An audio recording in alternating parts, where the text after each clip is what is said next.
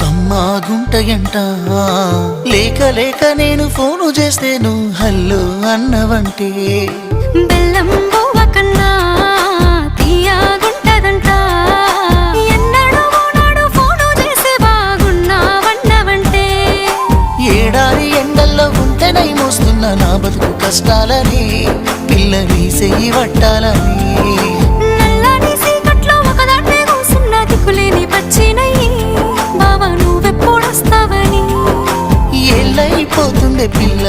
ఎన్నెలొచ్చింది మన బతుకులా ఏలైపోతుంది పిల్ల